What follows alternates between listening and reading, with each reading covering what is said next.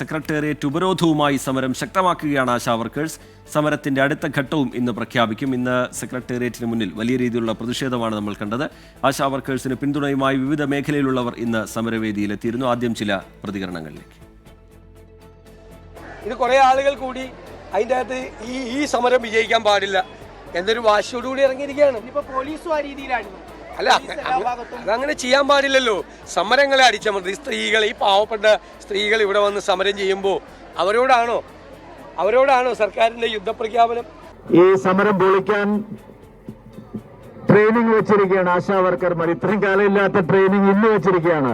പക്ഷെ നിങ്ങളുടെ ഒരു ചെപ്പടി വിദ്യയും വിജയിക്കില്ല എന്നുള്ളതിന്റെ ഏറ്റവും വലിയ തെളിവാണ് ഇവിടെ തടിച്ചുകൂടിയിരിക്കുന്ന ആയിരക്കണക്കിന് ആശാ വർക്കർമാർ.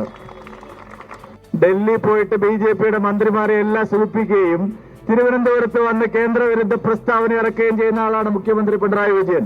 കേന്ദ്ര ഗവൺമെന്റാണ് നിലപാട് സ്വീകരിക്കേണ്ടത്. അവരിപ്പോഴും ഞങ്ങൾ തീരുമാനിക്കുമെന്ന് പറഞ്ഞിട്ടുണ്ട്. തീരുമാനിച്ച് കിട്ടിയാൽ അപ്പോൾ രാഷ്ട്രീയ പ്രേരിതമാണെന്ന് തോന്നുന്നുണ്ടോ? രാഷ്ട്രീയ പ്രേരിതമാണ്. ആ സമരത്തിൻ്റെ എല്ലാ പ്രശ്നം. ആ സമരം കൈകാര്യം ചെയ്തുകൊണ്ടിരിക്കുന്ന ചില ആളുണ്ട്. SUCI, ജമാഅത്ത് ഇസ്ലാമി, SDPI ഉൾപ്പെടെയുള്ളവർ. അവരെയാണ് ഞങ്ങൾ ശക്തിയായി എതിർക്കുന്നത്. അല്ലാണ്ട് ആശാ വർക്കർമാരോട് ഞങ്ങൾക്ക് എന്താ വിരോധമുള്ളത്? ഞങ്ങളെ വർക്കല്ലേ. അതിപ്പോൾ കുറേ കാലമായിട്ട് തുടങ്ങിക്കൊണ്ടിരിക്കുകയാണല്ലോ. അപ്പോൾ ഇവരില്ലല്ലോ, ഇവർ ചെറിയ ശതമാനമല്ലേ ഉള്ളൂ. ബാക്കി ജോലി ചെയ്തുകൊണ്ടിരിക്കുന്നവർക്ക് പരിശീലനം കൊടുക്കേണ്ടി വരുമല്ലോ. എല്ലാ കൊല്ലവും പരിശീലനം നടത്തിക്കൊണ്ടിരിക്കുന്നുണ്ട്. ആ പരിശീലനം തുടരുന്നത് മാത്രമേ ഉള്ളൂ. ഇവർക്ക് വേണമെങ്കിൽ സമരം കഴിഞ്ഞാൽ ഇവർക്കും പരിശീലിപ്പിക്കാം. അത് കുഴപ്പമില്ല.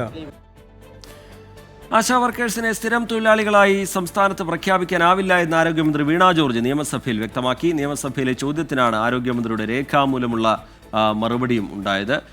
സെക്രട്ടേറിയറ്റിന് മുന്നിൽ നിന്ന് സുജിത് സുരേന്ദ്രൻ വിവരങ്ങളുമായി ചേരുന്നുണ്ട്. സുജിത്ത്, വലിയ രീതിയിലുള്ള പ്രതിഷേധം ഇന്ന് ഈ സമരം ഇത്രയും ദിവസം പിന്നിടുന്ന പശ്ചാത്തലത്തിൽ സെക്രട്ടേറിയറ്റ് ഉപരോധം എന്ന നിലയിലേക്ക് അതിൻ്റെ രൂപം, അതിൻ്റെ മുഖം മാറുന്നുണ്ടായിരുന്നു. പുതിയ സമരരീതി ഇന്ന് പ്രഖ്യാപിക്കാൻ പോകുന്നു. ഇന്നത്തെ ദിനത്തിൽ ഒരുപാട് പേർ, വിവിധ രാഷ്ട്രീയ പാർട്ടികളിൽ നിന്നുള്ള പ്രധാന നേതാക്കളൊക്കെ സമരവേദിയിലേക്ക് സമരക്കാർക്ക് പിന്തുണയുമായി എത്തുന്നത്, സർക്കാരിന് നേരെ വിമർശനം ഉന്നയിക്കുന്നതൊക്കെ നമ്മൾ കണ്ടു. വിവരങ്ങൾ എന്താണ് സുജിത്ത്?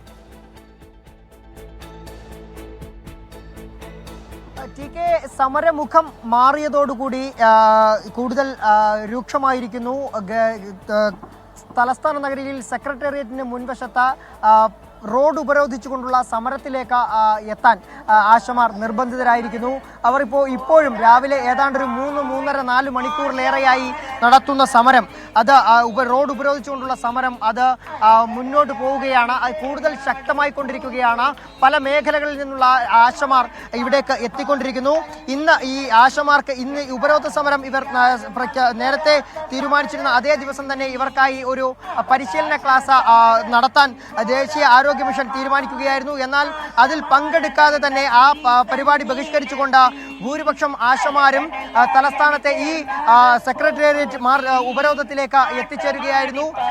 ഇവർക്ക് ഐക്യദാർഢ്യം പ്രഖ്യാപിച്ചുകൊണ്ട് UDFന്റെ നിരവധി നേതാക്കന്മാരാണ്. പ്രതിപക്ഷ നേതാവ് VD സതീശൻ ഉൾപ്പെടെ രമേശ് ചെന്നിത്തല അടക്കം നിരവധി നേതാക്കന്മാർ ഈ വേദിയിലേക്ക് എത്തി. KK രമയും അതുപോലെ തന്നെ TK ബാബു ദിവാകരനും അതുപോലെ രാഹുൽ മാങ്കൂട്ടത്തിലും PC വിഷ്ണുനാഥും എല്ലാം തന്നെ ഇവർക്ക് ഐക്യദാർഢ്യം പ്രഖ്യാപിച്ചുകൊണ്ട് ഇവിടെ എത്തിച്ചേരുകയാണ്. ഈ എരിപൊരിയുന്ന ചുട്ടുപൊള്ളുന്ന വെയിലത്ത് ഈ നടു റോഡിൽ ഇവർ കിടന്ന സമരം ചെയ്യുകയാണ്. പായ വിരിച്ച് പായയിൽ കിടന്നുകൊണ്ട് സമരം ചെയ്യുകയാണ്. ഇതിനിടയിലാണ് ഇപ്പോൾ കഴിഞ്ഞ ഈ മാസം 12-ന് ഇറങ്ങിയ ഒരു ഓർഡർ ഇപ്പോൾ പുറത്തു വന്നത്. അതായത് ഇവർക്ക് ആനുകൂല്യങ്ങൾ ലഭിക്കുന്നതിന്, പ്രത്യേകിച്ച് ഇവരുടെ ഓണറേറിയം ലഭിക്കുന്നതിന് ഒരു 10 മാനദണ്ഡങ്ങളാണ് ഏർപ്പെടുത്തിയിരുന്നത്. ആ 10 മാനദണ്ഡങ്ങളിൽ 5 എണ്ണം പാലിച്ചാൽ ഇവർക്ക് 7000 രൂപ ഓണറേറിയം ലഭിക്കുമായിരുന്നു. എന്നാൽ ഇപ്പോൾ വന്നിരിക്കുന്ന ആ ഓർഡറിൽ പറയുന്നത് ഇവർക്ക് മാനദണ്ഡങ്ങൾ ഒന്നും, ഈ 10 മാനദണ്ഡങ്ങളും ഒഴിവാക്കുന്ന ഒരു സാഹചര്യത്തിലേക്ക് എത്തി. ഒപ്പം തന്നെ ഇൻസെന്റീവ് ലഭിക്കുന്നതിന് ഇവർക്ക് 5 കാര്യങ്ങളാണ് നടത്തേണ്ടിയിരുന്നത്. എന്നാൽ ആ 5-ൽ 2 എണ്ണം മാത്രം പാലിച്ചാൽ മതി.